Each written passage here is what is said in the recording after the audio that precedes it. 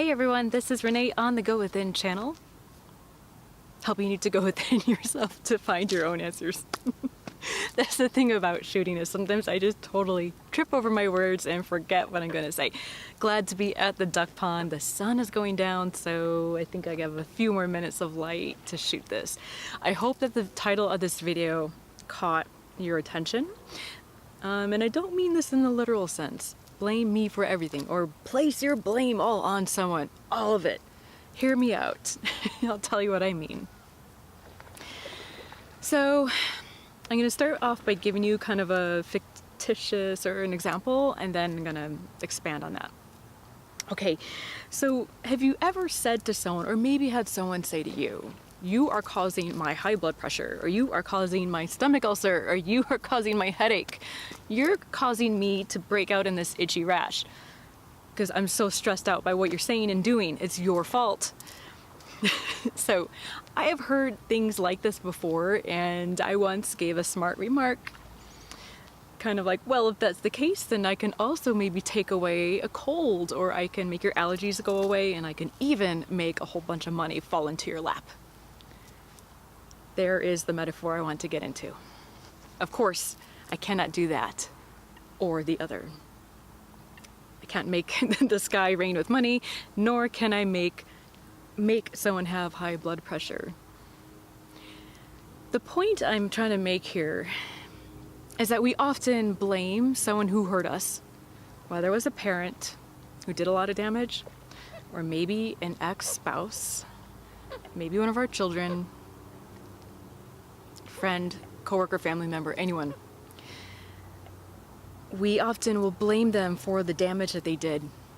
And as we grow up, or we, go through our adult life, and we say it's his fault, or it's her fault, that she was so controlling, or that he was abusive, or that he was an alcoholic, or that I was abandoned, that I was rejected, that I was neglected. And because of that, that's why I have the problems I have now in relationships, and that's the way I am. That's what I learned. All right, you have every justification to feel what you feel. I'm not disputing that. What I want to do is to add another dimension that can help us heal from these kinds of situations. So as we blame someone for what they did wrong, also blame them for what went right, what they did right. I'm not asking you to sit there and come up with all the wonderful qualities about them. What I mean is, if you're going to blame them for what's fucked up, blame them for what they did right. How did that hardship, that struggle, and that pain transform you into who you are now?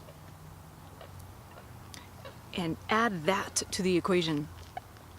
I know for myself, if I think about the people in my life, in my past, who hurt me really, really deeply, as much as I can say it's their fault, I can also say, had they not put me through that hell that I would never ever want to repeat, I would not have half the drive I have. I would not have the compassion I have, the empathy, the sensitivity, or the awareness. I would not have the determination to go on and to keep picking myself back up. And I think that's the way it is for most of us, if we think about it in those terms. If we look at it that way, it helps us to heal. And that's my goal in making this video on this topic, is to look at things from a different slant, or offer a different perspective to assist in our healing. Because let's face it, we've all had trauma. Just by being alive on the planet, we have all had some degree of trauma, some more, some less. And that trauma needs to be healed, otherwise it's going to keep affecting our behavior today. It's going to keep popping back up. You have to pull that weed out by the root, otherwise it'll keep sending up more shoots elsewhere. All right, just some food for thought. Let me know what you think of that perspective. It's kind of a touchy one. So if you have any questions or comments, please leave it for me below. I do love hearing from you. Thank you so much for watching. I'll catch you next time.